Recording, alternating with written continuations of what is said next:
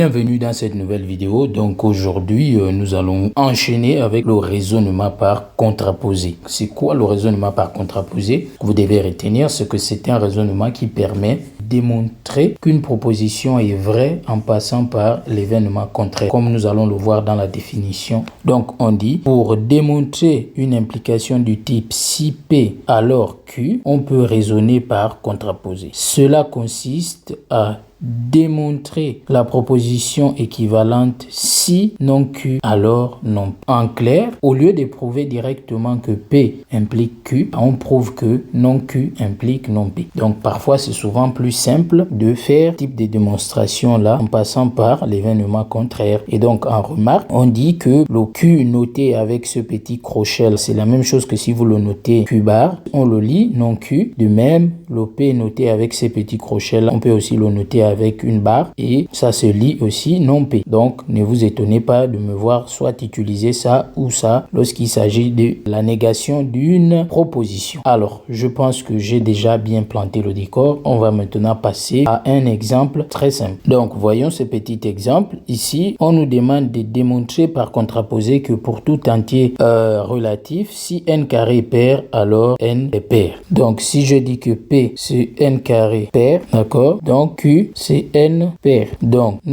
non P ça va être n carré impair, ça c'est très important, et non Q ça va être n impair. Mais puisque on a dit que pour la contraposée, on commence par prouver que non Q implique non P. Donc nous on va commencer à montrer que non Q ici implique ça. En d'autres termes, on va tout simplement dire que si n est impair,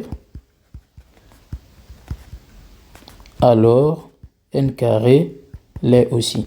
Donc c'est ce que nous allons démontrer. Donc j'écris que supposons que n est impair. Si n est impair, comme vous le savez, nous l'avons déjà maintes fois fait ici, ça veut dire qu'il existe un entier relatif k tel que n s'écrive 2k plus 1. D'accord? C'est comme ça qu'on écrit les nombres impairs. Et donc une fois que nous avons fait ça, ça veut dire quoi ça? Ça veut dire que en supposant que n est impair, donc il faut que cela implique que n carré aussi va s'écrire 2 fois m plus 1. C'est ce passage là de là à ici. C'est ce qu'on veut montrer. Donc, allons-y. On va juste élever au carré. Donc, n au carré sera égal à 2k plus 1, le tout au carré. Donc, ça va me faire 4k carré directement plus 4k plus 1. Donc, si je factorise par 2, j'obtiens 2k carré plus 2k plus 1. Et là, bingo, je retrouve bien un m ici.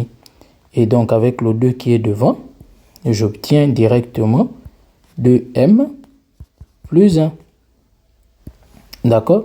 Donc ici, qu'est-ce que je viens de montrer? Je viens de montrer tout simplement que en prenant un nombre impair, en le levant au carré, je trouve que c'est aussi un nombre impair. Donc, conclusion, la démonstration ici, qu'on nous demande de montrer que si n carré est pair, alors n est pair, ça devient simple. Pourquoi? Parce que en fait, nous avons montré que non Q implique non P.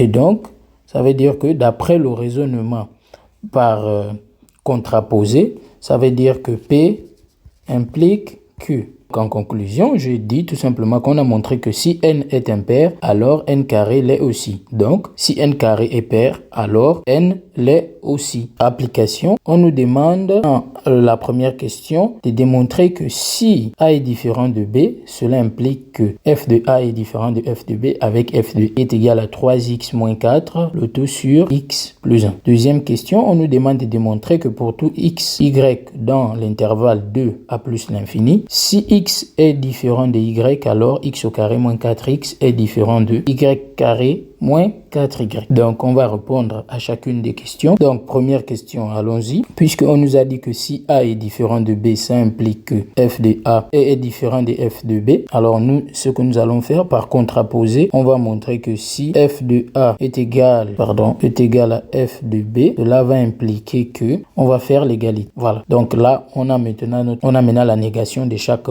proposition ici, parce que la première proposition, je rappelle que c'est celle-ci, et ça implique la deuxième proposition. Donc la négation, c'est d'abord cette proposition Ensuite, celle-ci. Donc, la négation de cette proposition, c'est celle qui est là. C'est maintenant l'égalité. La négation de celle-ci, c'est maintenant l'égalité ici. Donc, on calcule les images de chaque nombre. Donc, f de a, c'est égal à 3 fois a. Partout là où il y a x, on remplace par a. D'accord? Sur a plus 1. Donc, ça nous fait 3a moins 4 sur a plus 1 et on s'arrête là. Et on calcule aussi l'image de b par f. Donc, c'est 3b. Vous avez déjà compris. Moins 4 sur b plus 1. D'accord? Et ensuite, on va faire maintenant l'égalité entre les deux. Donc, f de a, c'est 3a moins 4 sur a plus 1. Ce qui doit être égal à f de b, qui est 3b moins 4 sur b plus 1. On va faire le produit en croix. D'accord? Donc, le produit des moyens fois le produit des extrêmes. Donc, on obtient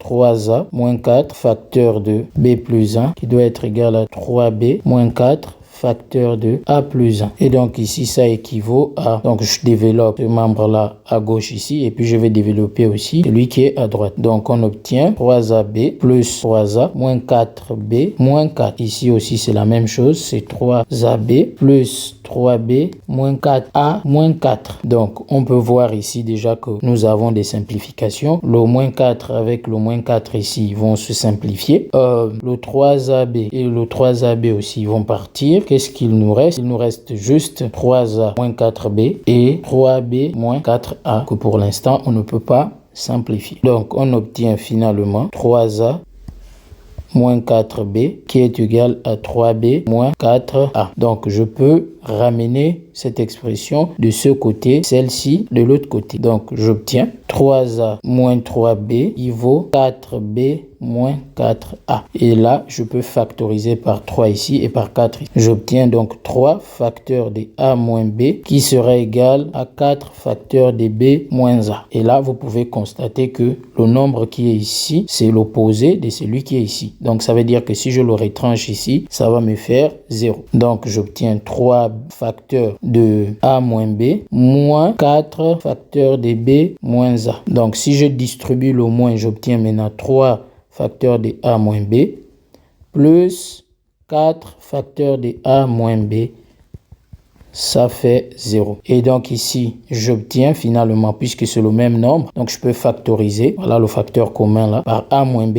Donc je factorise, j'obtiens a moins b facteur de 3 plus 4, et 3 plus 4, c'est 7. Donc je l'écris directement, c'est 7 facteur de a moins b qui fait 0. Or, on sait que 7 est différent de 0. Donc, si ce produit des deux facteurs-là est nul, forcément, c'est a moins b qui est nul. Et si a moins b est nul, ça veut dire que a est égal à b. Donc, vous voyez qu'on a pu montrer, d'accord, en partant de ça, on a pu aboutir à ça. Et donc, conclusion, si a est différent de b, alors ça implique que f de a est différent de f de b. Donc, ce qu'on nous a demandé de montrer, c'est là, c'est validé. Et ce que nous avons fait, c'est ici. Donc, vous voyez que ça, on se servit de ça pour montrer ça. 2. Démontrer que pour tout x et y dans l'intervalle de 0. 2. Démontrer que pour tout x et y dans l'intervalle 2 plus l'infini, si x est différent de y, cela implique que x carré moins 4x est différent de y carré moins 4y. Donc ici, comme nous l'avons fait tout à l'heure, donc nous ici, on va montrer que si x carré moins 4x est égal à y carré moins 4y, alors ça implique que x est égal à y. D'accord? Donc, en montrant ça, ça veut dire que ça, c'est vrai. Donc, on aura x carré moins 4x qui sera égal à y au carré moins 4y, ce qui équivaut à x au carré moins y au carré moins 4x plus 4y qui est égal à 0. Donc, ça équivaut à x au carré moins y au carré. Ici, je peux mettre 4 en facteur de y moins x, ce qui vaut 0. Donc, on continue. Ça équivaut à, ici, il y a une égalité remarquable. Donc, je peux factoriser x moins y, facteur de x plus y moins 4 facteur de x moins y. Voilà. Et donc, ici, on peut voir que on a cette expression-là qui est aussi ici. Donc, on peut factoriser. par cette expression en rose. Donc, on aura x moins y facteur de x plus y moins 4 qui sera égal à 0. Et là, on a un produit des deux facteurs. Donc, il est nul si et seulement si l'un des facteurs est nul. Donc, en d'autres termes, ça équivaut à dire que x moins y égale à 0 ou bien x plus y moins 4 égale à 0. Donc, cela implique que x est égal à y. On a montré que de là, on doit aboutir à là. Donc, on a bien abouti ici, mais sauf que on se rend compte que l'intervalle dans lequel on travaille, en fait, c'est 2 à plus l'infini. Donc, or, cette égalité-là n'est vraie que si x est égal à 1 demi et y est égal à 1 demi, ce qui est faux, contrairement à l'intervalle qu'on nous a donné au départ. Et donc, ça implique bien que il faut que x soit différent de y pour que x au carré moins 4x soit aussi différent de y au carré moins 4y. Et c'est terminé, je vous dis à très bientôt.